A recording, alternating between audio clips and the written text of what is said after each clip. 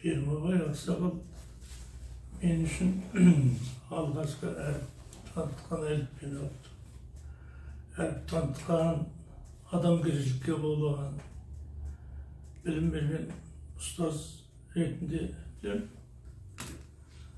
Енді әрі қарай бастасақ әлден мен енді 58 жылы бірінші класста бастап сол сам төңірегінде 68 жыл бітірген адам. Сол Pirmabay ағайдың сөйледі оқытушылардың. Әріден бастасақ енді бұл баяғы 60 жылдардан Қазақстан Министрлер Советінің жаңа қаулысыменен мына сам өңірі бар. Сенек, Сымса, Ақшұр, осы үштаған беттердің бәрінде жаңағы жерді игеру мақсатында сол жерде үлкен көптеген колхоздар болған, сам төңірегінде, Қызыләскер, Тұрыш деген жерлерде. Соған енді мұғалімдерді жіберіп бастады. Соның бірі менің де әкем үштаған ауылынан 58 жыл семьямызбен сол Қызыләскерге көшіп келдік. Сол кезде енді шындығында Pirmabay ағай бар. Сол ұстаздардың бәрі сол өздерінің оқу орнын бітіргеннен кейін сам өңірінде оқу ағарту қызмет саласын жетістіру сол жөнінде бәрін сол мектеп институт бітіргеннен кейін соған жіберген ғой. Соның бірін Pirmabay ережеп, оны енді историясын, тарихы білем, себебі 1918 жылы сол мектеп бітірушілердің 50 жылдығына ұйымдастырған едім. Сол 19 баланың ішінде бітірген оқушының ішінде сол 10 баладай болдық. Ол енді аз болатын болғасын мен дегенмен де бұрынғы 8 мектеп бітірген, 7 мектеп класс бітіріп кеткен оқушы балалардың бәрін қосқанда 36 бала болды. Сосын біздің енді сол оқу кезіндегі оқытушылық қызмет, мұғалім қызмет жасаған ұстаздарымыздың саны 30-дан асқан. Соның бәрін мен тарихын зерттеп, түгелдей жинап, соны бір кітап болып шығарған. Оны Шұрдың баптап ұядан деген кітаппен жарық көрді. Оның артында мінекей сол мұғалімдеріміз. Енді тарих сол Pirmabay ағай 1962 жылы самға Қызыләскерде мен 4-ші класста оқытқан. Бұл енді физмат бітірген, мамандығын бітірген оқытушы ғой. Сол енді соның 63 жылы біз сам мектебіне, Тұрыш мектебіне, Тұрышта үлкен сәнді мектеп ашылды 8 жылдық. 4 жыл болып өткізіп, келесі жылы 63 жылы Тұрыш ауылына 5-ші класты бастап оқыдым. Сол өзден Pirmabay ағайлар бұл физика, математиканы бітіргенмен де бұны жаңағы физматтың бітірген адамды оқытушылар көп болған соң, бұл негізінде спорт, дене тәрбиесі сабағынан әдістерін үрдіс жүргізді. Шындығында Pirmabay ағайдың сол спортқа дегендегі мықты болды, құлшынысы. Мен әуелден де білем, баяғы ол өзімнің сол 56 жылдар мектеп дегенде ұштағанда, сол кезде бізде сол ұштағанда тұрғанбыз. Сонда жаңағы мықтылығымен мектепте көзге түскен спортқа, ұзындыққа секіруден деп естіп едім.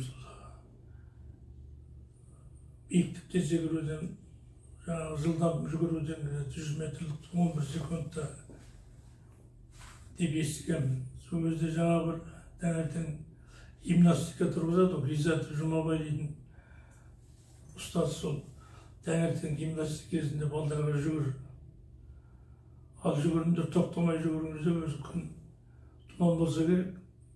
Соның артынан жүгіріп отырып, балдардан айырылып болған ғой. Соның жаңағы алдыңғы жүгірушілердің бір перебай деп естіп. Сонда мінезде болып тұрған Пермекең. Енді арт жағынан естігенде бұл мен негізінде Әмин Тияқовтың. Біздің ауылдасымыз ғой, жерлесіміз. Бұл негізінде мықты спортшы болған, оқып жүрсе де физматты. Сонда 4-5 осы қазақтың жігіттері Алматыға шақырылғанда, соның ішінде осы Пермебайда бар. Әмин Тияқов, Пермебай, баяғы Усман Қосанов. Бұл енді әкесі ауырып, ол жаңағы Токио олимпиадасына бара алмай қалды. Сол самбоға қайта шақырып, негізінде сол олимпиадаға барғанда, олар біздің жаңағы Совет одағының, Кеңес одағының сол кезде бірінші орын алған эстафетадан 100 метрліктен, соның біреуі осы Пермебай болармен есепте. Енді ол самдағы, тұрыштағы әуелде барғанда мектеп дейтін керемет салтанат сарайында болып көрінді. Себебі оның жаңағы үсті шипырланған төбесі, полы еденделген ағашпенен. Зәулім сарай сол кезде әлі бітпеген құрылыстары, сол құрылыс жүріп жатыр. Осы Армениядан семьясымен келіп 40 шақты адам көзімізбен көрдік қой. Сол құрылысты жүргізіп жатты. Сол мектебіміз бітті. Қасына интернат салынды. Біз енді интернатта жаттық. Сол 5-ші класстан бастап. Сонда бұл спортпен айналысқанда спорт алаңы болған жоқ, спорт залы болған жоқ, спорт құралдары болған жоқ. Соның бәрін Пермебайға ұйымдастырды. Москвадан алдырды жаңағы баскетболдың нелерін. Шындығында бізде спорт секциясы мықты болды. Жақсы спортшылар шықты. Өзі сияқты. Футболдан, баскетбол, волейбол, гандбол дейтіндер болған. Солардан, сосын стол теннис дейтіндер. Балдардың бәрі кәдімгі. Әрқайсысы сол үйірмеге қатысып тағылым алып, керемет жаңағы өзі физикалық тұрғысынан да дайындығы мықты болды.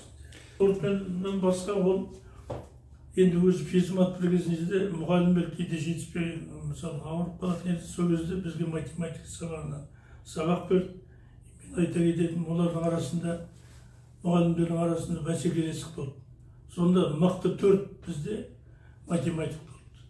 Ол енді Екібаев Жанбозов бастаған, ол да математик. Есқожин Жұлдызбай, Ережеп Пермебай, Оразалин Ермекбай. Сол біз сол кезде бір-бірімен математикалық үлкен есептерді сол бір-бірімен бәсекелесіп шығаратын ұқсайды. 4-еуі. Соның ішіндегі енді мықтылығын қазір айтпай-ақ қояйын, бірақ соның алдыңғы қатарында болған деп естідім. Себебі олар бізге өзара бәсеке болғасын, ол бізге жария қылмай. Сондықтан осының білімі енді мен 68 жыл оқып бітіріп кеткеннен кейін де үлкен жұмыстар жасаған ғой. Мен саған сол қысқаша өзім оқыған кездегі Пермебайдан ағайға не тілейміз? Ағайға денсаулық тілейміз. Алла тағаланың берген жасын сол өзінің жаңағы ұрпақтарымен жақсы жаңағы өмірге қайымдылық, сауап істер сол жаратушының разылығын ала берсін. Елдің қызметінде жүрген адам ғой үлкен. Әлі күнге дейін. Енді ол кісілерге айтатын әңгіме әрине 5 минуттық емес, бір күнде айтып тауыса алмайсың.